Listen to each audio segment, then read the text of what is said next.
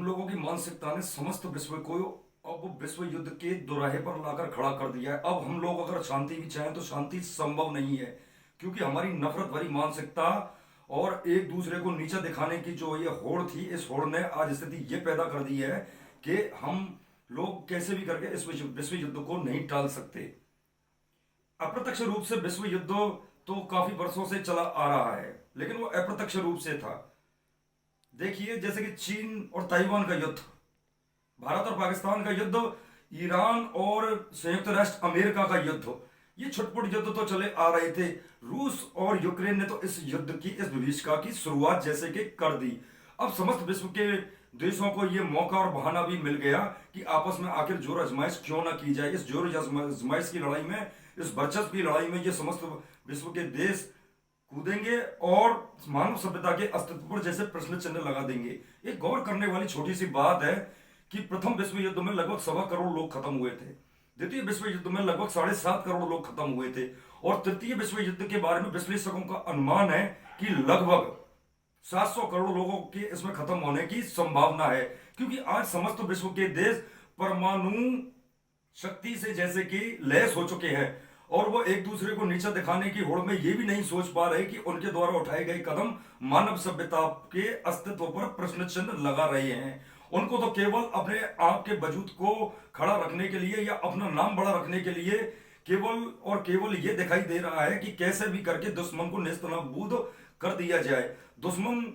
ये दुश्मनी कैसी थी आखिर, ये वर्चस्व की लड़ाई कैसी थी आखिर, और ये विज्ञान की आखिर कैसी हमने उपलब्धि हासिल की जो समस्त विश्व को आज मिटाने पर आ गई।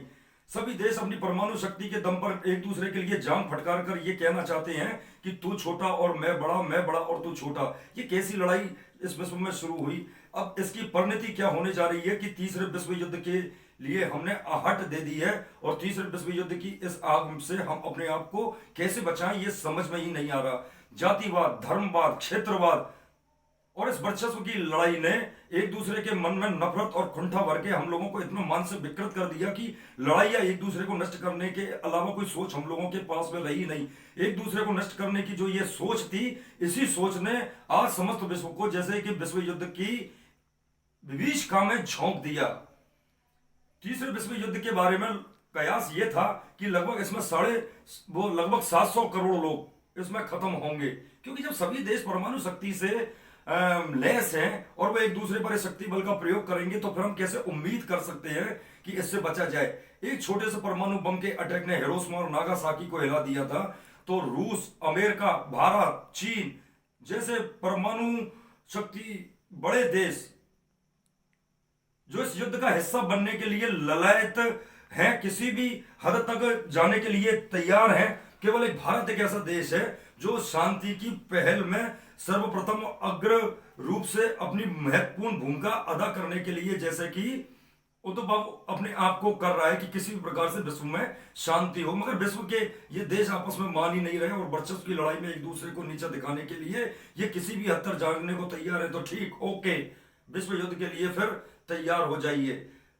अप्रत्यक्ष विश्व युद्ध तो हम वर्षों से लड़ते आ रही है, अप्रत्यक्ष विश्व युद्ध को झेलिए और देखिए कि मानव सभ्यता पर कैसे प्रश्न चिन्ह लगता है उसके बचाव पर। अब हम अपने आप को नहीं बचा सकते। एक छोटी सी नॉर्मल सी बात है, कल मैंने यूक्रेन के राष्ट्रपति जेलेंस्की का एक बयान देखा था जो कि रूस से ये कह रहा था कि अब कुछ भी हो, अब हम रूस को भी देख लेंगे। रूस जैसे शक्तिशाली देश को चैलेंज देने की बजाय जेलेंस्की को यह चाहिए था कि कोई बीच का शांति का रास्ता निकाले जिससे कि ये लड़ाई शांत हो और समस्त विश्व जो एक दूसरे से लड़ने के लिए आमादा है, इस आमादा होने की, एक दूसरे से लड़ाई बड़ाई करने की जो ये स्थिति समस्त विश्व पैदा कर रहा है, इस पर रोक लगाई जा सके। मगर जेलेंस्की का ये बचकाना बयान या रूस के प्रति जो जिस प्रकार का उसने भाव व्यक्त किया, ये भाव सोचने योग्य था। आंख दिखाकर कभी भी शांति की स्थापना नहीं हो सकती, लेकिन जेलेंस्की ने कल शांति की स्थापना करने के बजाय रूस को आंख दिखाई।